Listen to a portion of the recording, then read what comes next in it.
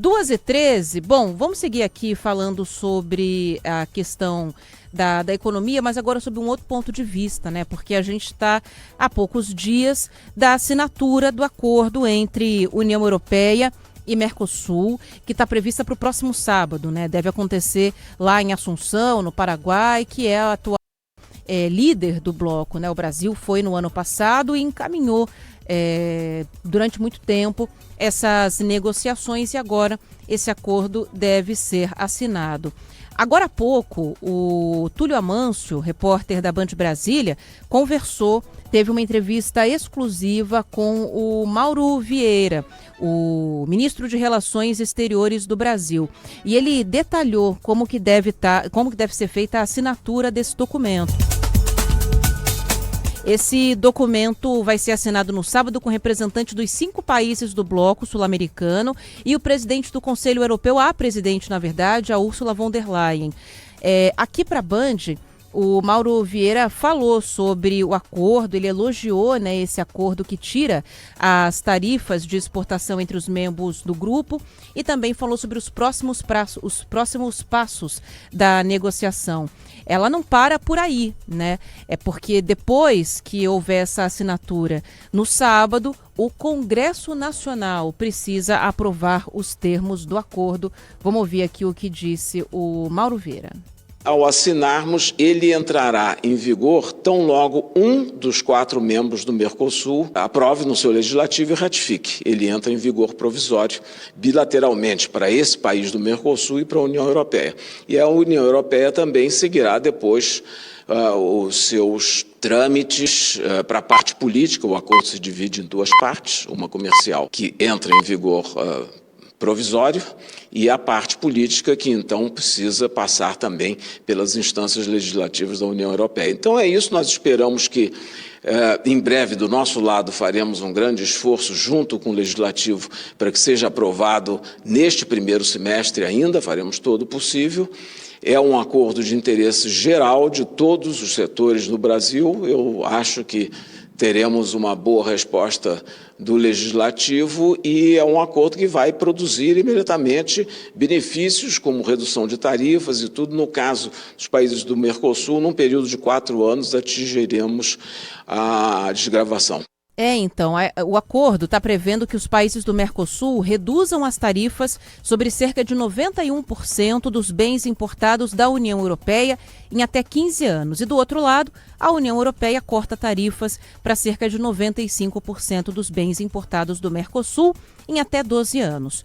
Mais cedo, o vice-presidente Geraldo Alckmin conversou com jornalistas, falou que a expectativa do governo brasileiro é de que o agronegócio seja o setor mais beneficiado, já que vai dar para exportar, para vender, né, para fora, praticamente tudo que é produzido aqui. Não tudo em quantidade, eu falo em diversidade. Praticamente tudo que o Brasil produz é de interesse do mercado internacional.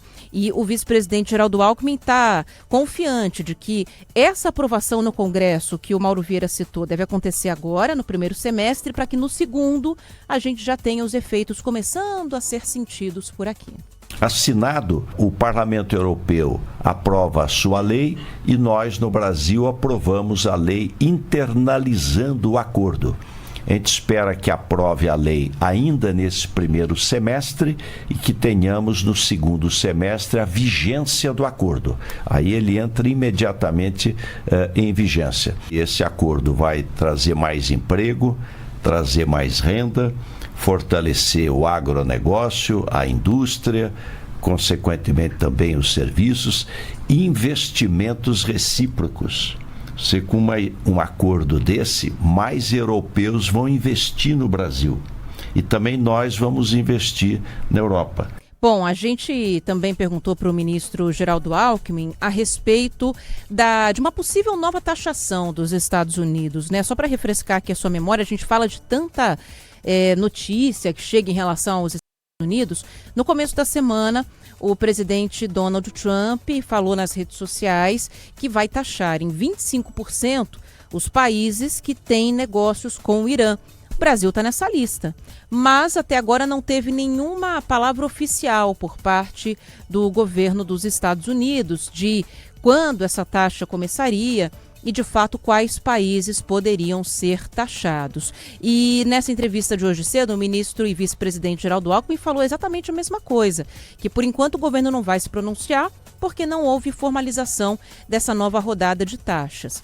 Também que a relação entre Brasil e Estados Unidos segue muito positiva, desde aquele avanço nas conversas que levou até uma redução dos produtos que já estavam sendo sobretaxados naquela primeira rodada do tarifaço, e que, caso aconteça algo semelhante agora, o impacto no Brasil seria pequeno.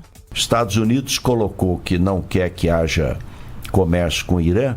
Então, você pegar países europeus exportam para o Irã, a maioria dos países tem algum tipo de exportação.